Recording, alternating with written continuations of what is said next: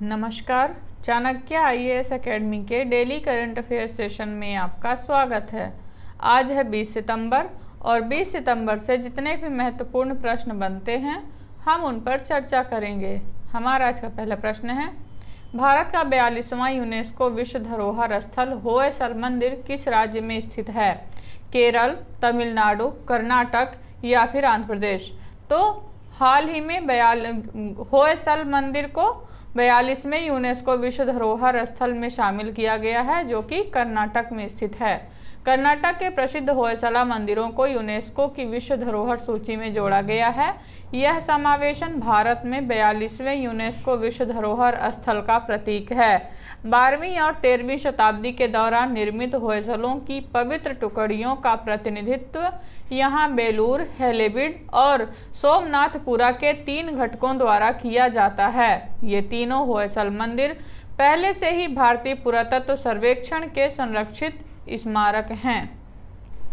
हमारा अगला प्रश्न देखेंगे, हाल ही में किस राज्य के अत्रेयापुरम पुथारेकुलु को जीआई टैग प्रदान किया गया है?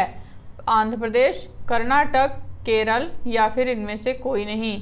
तो अभी हाल ही में आंध्र प्रदेश की मिठाई अत्रेयापुरम पुथारेकुलु जिसे जीआई टैग प्रदान किया गया है। उद्योग और आंतरिक व्यापार संवर्धन विभाग ने अत्रेयापुरम पुथारेकुलु को भौगोलिक संकेत टैग जारी करने की घोषणा की है।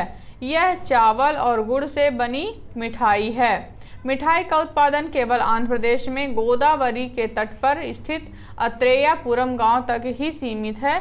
यह टैग एक सहकारी समिति सर आर्थर कॉटन पुथारेकुला सहकार संगम द्वारा पुथारेकुलु मिठाई के लिए जीआई टैग सुरक्षित करने के लिए आवेदन करने के बाद आवंटित किया गया था। हमारा अगला प्रश्न देखेंगे, भारत और कौन सा देश भारतीय नाविकों को ध्रुवीय और आर्कटिक जल में प्रशिक्षित करने पर सहमत हुआ है? अमेरिका, फ्रांस, रूस या फिर जापान? तो अभी हाल ही में भारत और रूस दोनों ने भारतीय नाविकों को ध्रुवीय और आर्कटिक जल में प्रशिक्षित करने पर सहमति जाहिर की है। भारत और रूस इस सुदूर पूर्वी रूसी बंदरगाह में ध्रुवीय और आर्कटिक जल में भारतीय नाविकों को प्रशिक्षित करने पर सहमत हुए हैं, जिसका उद्देश्य उत्तरी समुद्री मार्ग के साथ साथ पूर्वी समुद्री गलियारे जैसे नए परिवहन गलियारों के उपयोग की संभावना सहित समुद्री सहयोग को व्यापक बनाना है। दोनों पक्ष जीआई एडमिरल नेवेल्स्की के नाम पर रूसी समुद्री प्रशिक्षण संस्थान में ध्रुवीय और आर्कटिक जल में भारतीय नाविकों को प्रशिक्षित करने पर भी सहमत हुए हैं। हमारा अगला प्रश्न देखेंगे, भारतीय नौसेना के नौसेना नवाचार और स्वदेशीकरण सेमिनार का दूसरा संस्करण कहाँ आयोजित होगा? नई दिल्ली, पुणे, नोएडा या फिर इनमें से कोई नहीं?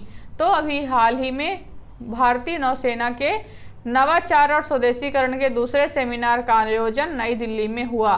भारतीय नौसेना के नौसेना नवाचार और स्वदेशीकरण सेमिनार का दूसरा संस्करण स्वावलंबन 2023 आयोजित किया जाना है। पहले संस्करण में पीएम ने स्प्रिंट पहल के एक हिस्से के रूप में स्टार्टअप एमएसएमई के लिए 75 चुनौतियों की शुरुआत की, जिसका उद्देश्य भारतीय नौसेना में स्वदेशी प्रौद्योगिकी के उपयोग को बढ़ावा देना और नौसेना आज़ादी का अमृत महोत्सव के हिस्से के रूप में कम से कम 75 प्रौद्योगिकियों उत्पादों को विकसित करने के लिए प्रतिबद्ध है। हमारा अगला प्रश्न देखेंगे, IREDA ने नवीकरणीय ऊर्जा जनसंपर्क के वित्त पोषण के लिए किस बैंक के साथ समझौता किया है?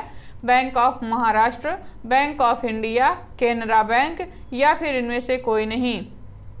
तो अभी हाल ही में IREDA ने बैंक ऑफ महाराष्ट्र के साथ समझौता किया है। भारतीय नवीकरणीय ऊर्जा विकास एजेंसी ने हरित ऊर्जा परियोजनाओं के लिए एक मजबूत वित्तीय पारिस्थितिकी तंत्र प्रदान करने के लिए बैंक ऑफ महाराष्ट्र के साथ एक समझौता ज्ञापन पर हस्ताक्षर किए हैं, जिसका उद्देश्य देश भर में नवीकरणीय ऊर्जा परियोजनाओं के विविध स्पेक्ट्रम के लिए सह उधार और ऋण सिंडिकेशन को बढ़ावा देना और सुविधा प्रदान करना है। इस समझौते के तहत बैंक ऑफ महाराष्ट्र पेशकश के निर्दिष्ट नियमों और शर्तों के अनुसार IREDA द्वारा जारी बॉन्ड में निवेश कर सकता है। हमारा आज अगला प्रश्न देखेंगे, पुराने संसद भवन को क्या नाम दिया गया है? भारत सदन, संविधान सदन, संविधान सभा या फिर इनमें से कोई नहीं। तो अभी हाल ही में प्रधानमंत्री नरेंद्र मोदी द्वारा पुराने संसद भवन को संविधान सदन नाम दिया गया है। प्रधानमंत्री नरेंद्र मोदी ने पुराने संसद भवन के लिए नए नाम की घोषणा की है, जिसे संविधान सदन या संविधान भवन के नाम से जाना जाएगा। British architect sir Edwin Lutyens और हर्बर्ट बेकर द्वारा डिजाइन की गई 1927 में पूरी हुई यह प्रतिष्ठित संरचना भारतीय इतिहास के कुछ सबसे महत्वपूर्ण क्षणों की गवाह रही है, जिसमें भारत के संविधान का मसौदा तैयार करना और पारित करना भी शामिल है। हमारा आज अगला प्रश्न देखेंगे, हाल ही में किस भारतीय सेना द्वारा ऑपरेशन सजग अभियान शुरू किया गया है? भारतीय तटरक्षक बल, भारतीय सीमा सुरक्षा बल, असम राइफल्स या फिर इनमें से कोई नहीं। तो अभी हाल ही में भारतीय तटरक्षक बल द्वारा ऑपरेशन सजग अभियान की शुरुआत की गई है। ऑपरेशन सजग पश्चिमी तट पर भारतीय तटरक्षक बल द्वारा एक व्यापक अभ्यास आयोजित किया गया था। ऑपरेशन सजग के दौरान समुद्र में सभी मछली पकड़ने वाली नौकाओं और शिल्पों के दस्तावेजों और चालक दल के पासों को लक्षित करते हुए एक व्यापक जांच और सत्यापन प्रक्रिया शुरू की गई थी। पहचान प्रक्रिया को सुव्यवस्थित करने के प्रयास में सुरक्षा एजेंसियों को बायोमेट्रिक कार्ड रीडर भी जारी किए गए हैं। हमारा अगला प्रश्न देखेंगे, S&P ग्लोबल ने भारत के वित्त वर्ष 2023-24 के विकास अनुमान को बढ़ाकर कितने प्रतिशत कर दिया है? 6.1%, 6.5%, 6.6% या फिर इनमें से कोई नहीं। तो अभी हाल ही में S&P ग्लोबल ने भारत के वित्त वर्ष को 6.6% कर दिया है। S&P ग्लोबल मार्केट इंटेलिजेंस ने वित्तीय वर्ष 2024 के लिए भारत की आर्थिक विकास संभावनाओं का पुनर्मूल्यांकन किया है। विशेष रूप से संशोधित अनुमान 6.6% है, जो अगस्त में एनालिटिक्स फर्म द्वारा लगाए गए 5.9% अनुमान से एक महत्वपूर्ण सुधार है।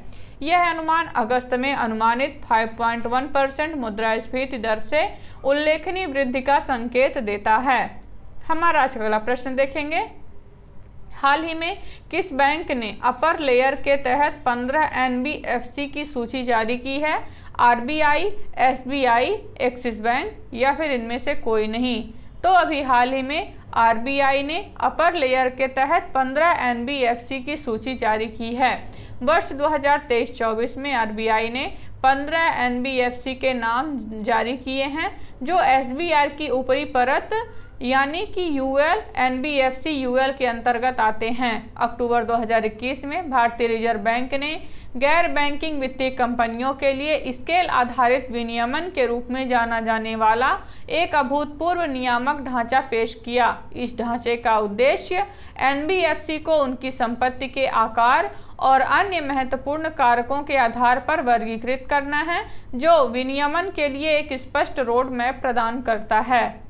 हमारा आज अगला प्रश्न देखेंगे, भारत की G20 प्रेसिडेंसी पर आधारित ई बुक पीपुल्स G20 के लेखक कौन हैं? अपूर्व चंद्रा, सलमान रुश्दी, शोभा डे या फिर इनमें से कोई नहीं। तो अभी हाल ही में आई G20 प्रेसिडेंसी पर आधारित बुक पीपुल्स G20 के लेखक हैं अपूर्वा चंद्रा।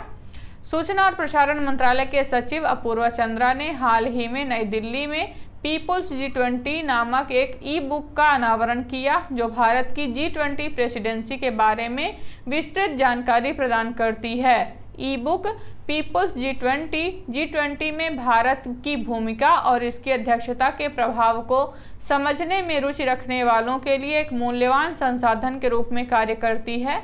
यह न केवल G20 शिखर सम्मेलन का विस्तृत विवरण प्रदान करती है, बल्कि पर्दे के पीछे के प्रयासों और लोगों द्वारा संचालित आंदोलन पर भी प्रकाश डालता है, जिसने भारत की G20 अध्यक्षता को वास्तव में उल्लेखनीय बना दिया है।